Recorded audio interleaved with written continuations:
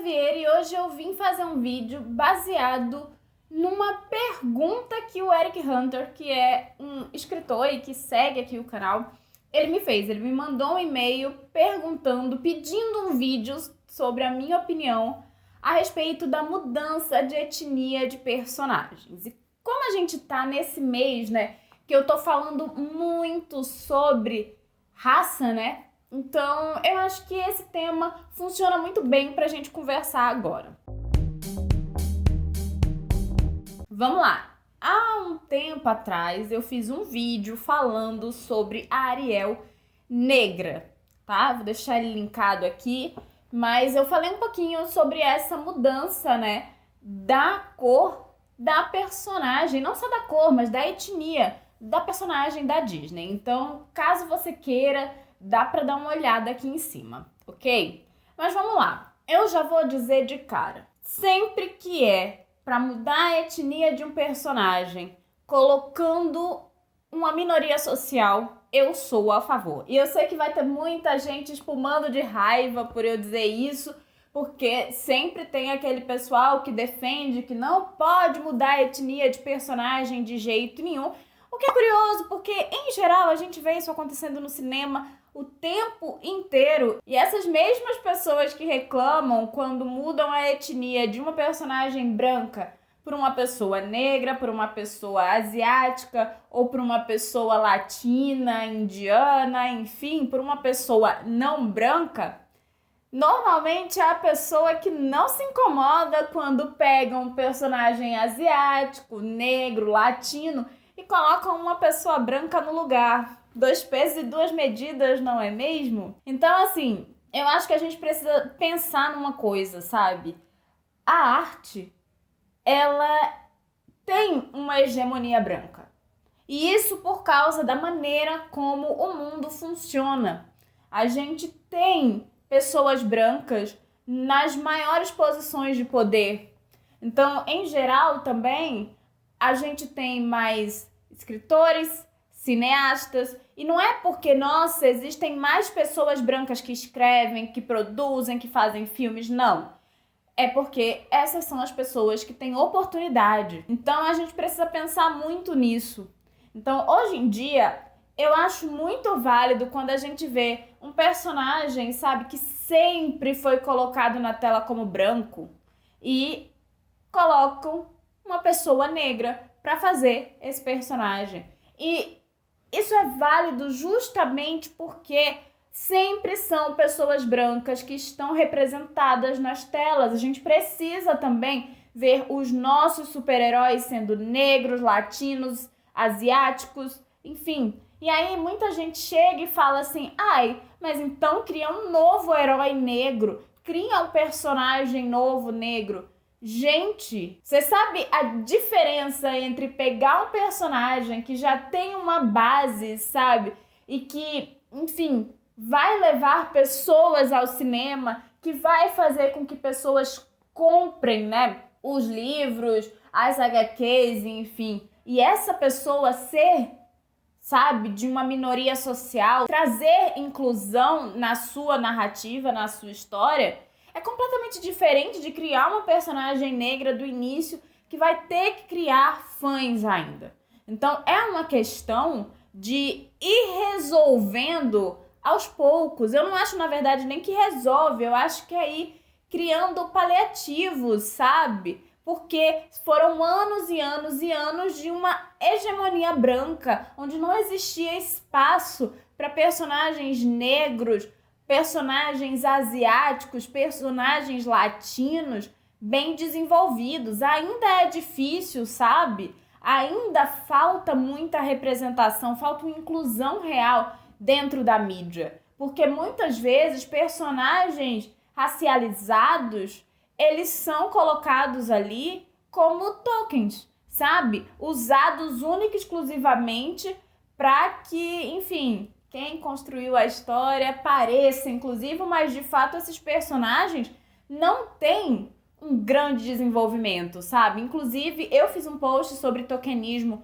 lá no Instagram. Vou deixar linkado aqui no box de descrição, tá? Para quem quiser ver melhor. Inclusive, me segue no Instagram, eu faço posts muito interessantes por lá. Nem tudo que sai no Instagram vem aqui pro canal, então vale a pena dar uma olhada, tá? Mas é isso. Eu vejo essa discussão e eu vejo que tem muita gente, fica muito nerd, né? Espumando e ficando com raiva e falando, mas é muito uma lógica de quem não consegue sair do seu privilégio, sabe? E eu sei que outras pessoas que não são brancas também concordam, mas a gente tem que pensar que, primeiro, a experiência negra, a experiência asiática, a experiência indiana não é igual. Não é porque eu sou negra que o meu pensamento é o pensamento de toda a população negra do mundo, não é.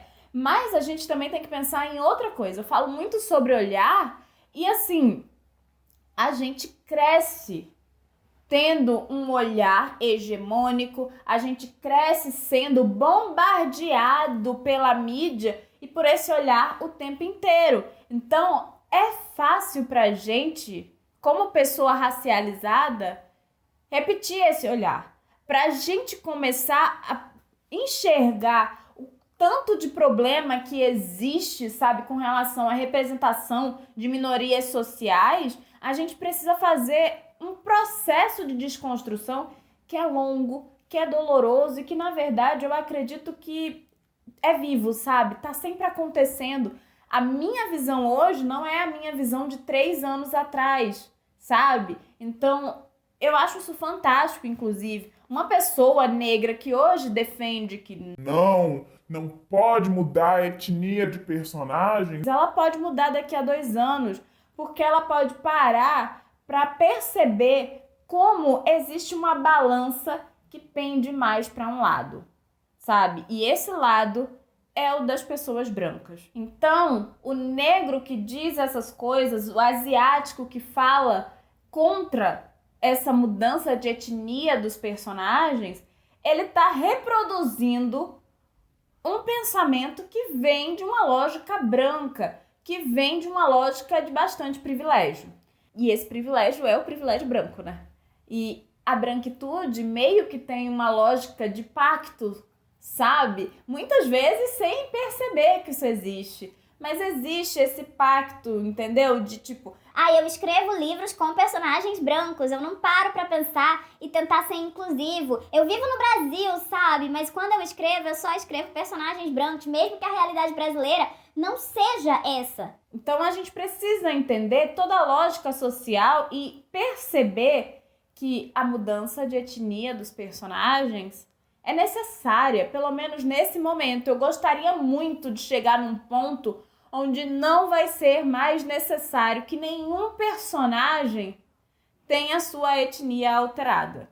Eu acredito que isso vai acontecer, pelo menos não no futuro próximo. Eu sou até relativamente otimista com relação à inclusão de mais criadores negros dentro do audiovisual, na literatura. Eu tenho visto no Brasil mais escritores negros, eu acho isso fantástico, e que estão criando personagens diversos. Mas a gente tem muito a percorrer. Então, assim, toda mudança de etnia de personagens brancos é muito bem-vinda. Então, assim, eu sei que é um tema polêmico, eu sei que muita gente não concorda, mas essa é a minha opinião. Eu realmente acho que tem que mudar sim. Já o contrário, não, sabe? Whitewashing, não, também fiz um post lá no Instagram falando sobre whitewashing. Posso fazer um vídeo também explicando melhor, mas tipo, você tem um personagem asiático e aí você bota um personagem branco, você tem um personagem negro e troca a etnia do personagem pro personagem branco? Não. E sei que vai ter gente dizendo, Mas pode mudar a etnia de um personagem branco pra um personagem negro, mas não pode mudar a etnia de um personagem negro pra um personagem branco? Não, é uma falsa simetria. O branco tá em posição de privilégio dentro da sociedade. Todas as histórias, basicamente, são contadas a partir de um olhar branco. Tem personagens brancos, mostram as vivências brancas. A gente quer inclusão, mais diversidade. E para isso acontecer, precisa que mais personagens negros, asiáticos, enfim, personagens racializados, eu acho até questionável como a gente usa o termo racializado para pessoas não brancas, porque a gente tem essa lógica social de que o branco é o padrão, de que o branco, ele não tem raça. E existe sim, sabe? A etnia caucasiana e enfim. Mas isso é conversa para um outro momento e talvez nem para esse canal, né? Mas é isso. A gente precisa de mais inclusão. Então, eu vou sempre defender que mudem sim a etnia de personagens brancos para que as obras sejam mais inclusivas. Então é isso, não esquece de conferir o meu Apoia-se para que eu possa continuar produzindo conteúdo sempre com maior qualidade para você e comenta aí embaixo o que é que você acha sobre o tema. É isso. Tchau!